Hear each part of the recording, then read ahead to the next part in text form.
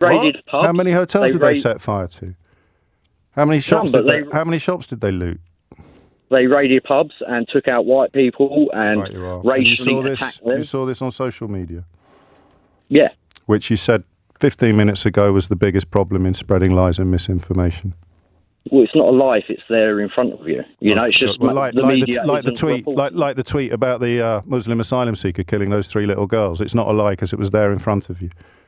Well, no, because this is a video right there in Birmingham, and you can see Sky News was there. A caller rang in to defend the riots and Tommy Robinson.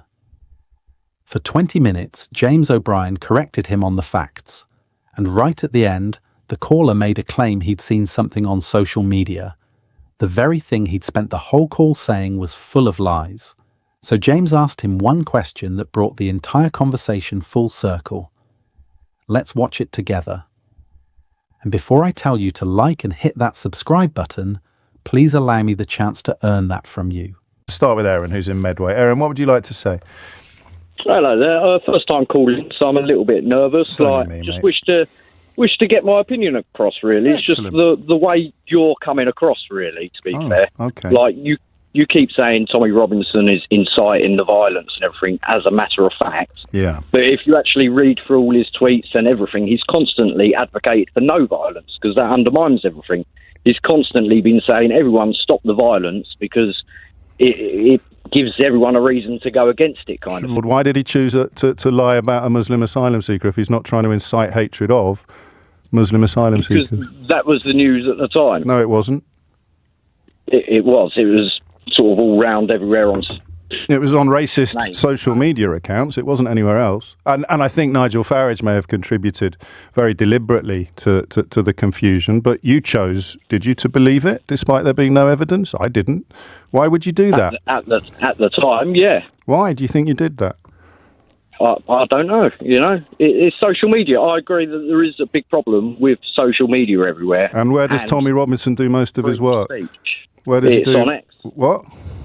It's on X, social media. So that's where the big problem is. Yeah. But you're here to tell me he's not part of it. Well, he hasn't told everyone to go out and loot shops and riot. No, but he's told people that 3 little girls were murdered by a Muslim asylum seeker, and lo and behold, people are looting shops and rioting and kicking in the doors of Muslims. You don't think there's any link at all there, Aaron? Yeah, don't get me wrong. I don't think he's right in that, along with a lot of other people. What do you think then? What do you think then? What do I think about what exactly? What do you think about these riots? I think the violence is completely wrong. You know, it undermines everything they're trying to achieve, or the point they're trying to get. What's the point they're trying to get across? Yeah, the point we're trying to get. They're trying. We're all trying. You said we're then, didn't you? Was that just a slip of the tongue? Yeah, because the mainstream media make people more right wing, even though it's central. Right. You know. So what's the point? What's the point they're trying to get across? Do you think it's right that we're spending £6 million a day to house illegal immigrants in hotels while our elderly are going to freeze this winter? I think that it's a direct consequence of the Conservative Party's decision to stop processing asylum applications, between 70 to 80% of which will be passed once those applications are processed. And if you go to the Home Office website, you can see how the annual cost has risen from millions to billions as a direct consequence of what they have done, because by creating this crisis, they can whip up the kind of hatreds and prejudices that they thought would help them electorally, but of course they miscalculated on what the Reform UK Limited Party would do. And when you say illegal immigrants, you are wrong, because they can't be here illegally until their application has been processed. And as I've just told you, 70 to 80%. You haven't even got to look in the news. 70 to 80% of the applications prove to be successful. So tell me again what point you think the people throwing smashed up gravestones at British police officers are trying to make. Well, they're trying to make the point that, you know, enough is enough. Like, sorry, enough what? Too many illegal immigrants, and we stress illegal. Right. So why are they kicking in the doors of legal Muslims, people that were born here? That's what I'm saying. That's completely wrong. Right. That is, you've got idiots in any group.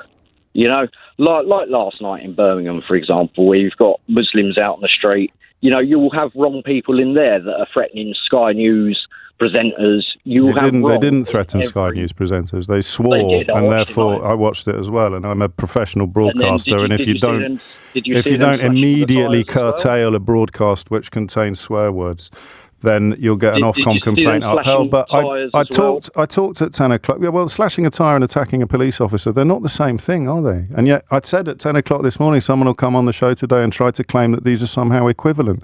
Let's focus on the point that you think these people are making. They're making the point that there has been too much illegal immigration. Yeah. Okay, and you think that watching police officers get attacked, hotels get set on fire and shops get looted will make the mainstream media go, oh gosh, I think there are some people out there who think there's too much illegal immigration. But they don't know what the words illegal immigration actually mean, but they're certain that there's too much of it. Well, every day we're seeing boats. I mean, I went fishing at Deal the other day, and you can see 3 or 4 boats come over every single day. They're not women and children. They're not fleeing anything. They're fighting middle-aged men. How do you know they're not fleeing anything? Eyes. Now, how do you know they're not fleeing anything? Because they're throwing their passports into the water on their way here to claim illegal asylum. That's not how it works. That's what they used to do when they were on air. That's what they used to do when they were on aeroplanes. So how do you work out, Aaron, whether they are bona fide asylum seekers or not? Well, you'd need to go through the proper. At the end of the day, you can't come up on a rubber dinghy. No, answer the question. Answer the question. How do you find out? Well, talk me through what the legal routes are before you go. The legal routes are applying properly, isn't it, through visa? How do you do that? You can't just rock up on. Where do you do that? Where do you do that? I honestly don't know because. But you have to know, Aaron. Do you see why you have to know? Because you're on national radio expressing strong opinions which are built on nothing. Tell me how you apply. Tell me how you apply for asylum in this country. If I was to turn up on a beach, just tell me how you do it. Some other country, tell me how you do it. That would be illegal. Well, how do you think they got to here? They've passed through loads of countries, mate. Illegally. Not illegally. They are asylum seekers until their application is processed. So tell me how you apply legally. I don't know because I'm not an asylum seeker. But you're so certain that they're bogus. You're so certain that they're fraudulent. You're so certain that they've got loads and loads of other choices. And I ask you what those choices are, and you say... Well, what are the statistics for the amount of illegal immigrants that have come over here I've told you. I've told you that the rough average is between 70 and 80% of applications processed will be found to be valid. That's too much, you know. What do you mean that's too much? That's counting. That is saying, are you a genuine refugee? And the answer, after very, very stringent testing now, as a consequence of the political environment that you're part of, the answer comes back, yes, you are a genuine refugee. Yeah, I don't know. All I'm saying is, you know, you're spreading misinformation. What misinformation? The misinformation that everyone that's against illegal immigration is just racist. Just run me by when I said that. Earlier, you're constantly just saying, tell me what I said. The fascists. Yeah, the rioters. I'm talking about the rioters and the people that have incited them. I'm against illegal immigration. I think that when people's applications are found to not be valid, they should be removed from the country. So what's the misinformation then? For the Rwanda bill then? No, those are people whose applications were found to be valid, would have been sent to Rwanda or forced to stay in Rwanda. Where would you recommend we send these illegal immigrants? You're saying you want them out the country. Where are we sending them? But it doesn't matter, does it? You send them back to their country of origin because they will be safe there. Are we doing that? Well, we'd like to, but we can't because the backlog of process of applications that haven't been processed as a consequence of conservative policy designed to appease people like the rioters and shall we say their fellow travellers has caused a bottleneck that Keir Starmer now has to sort out. So everything you've told, and just before you go, tell me what I've said that's not true. Well, saying that Tommy Robinson's inciting violence while these riots. So why did he lie about a Muslim asylum seeker? Not the start. That's how the riots started, Aaron. Based on that racist lie, which he was one of the main architects of. Can I just clarify one thing? Yep. You were wrong about what immigration is. You were wrong about what illegal immigration is. You were wrong about incitement. You were wrong about what Tommy Robinson has and hasn't done. You were wrong about the rioters. You were wrong about my position. You were wrong about misinformation. Every single thing you've said in the last 20 minutes has been utterly unevidenced and wrong. But when we bid each other farewell, in my case, and I'm sure in yours politely, you'll still believe every single thing you believed when you rang me, won't you? Because I see it with my own eyes, you know? Yeah. Like the two-tier policing. Yeah. You know, you can't tell me that doesn't exist and it's a myth. We all see it last night. Right. You know, we all see it. There was thousands, hundreds of Muslims and lots of other How many hotels did they set fire to? Out on the street. How many hotels None, did but they raided pubs. How many hotels did they set fire to? How many shops how many shops did they loot? They raided pubs and took out white people and racially attacked them. You saw this on social media? Yeah. Which you said 15 minutes ago was the biggest problem in spreading lies and misinformation.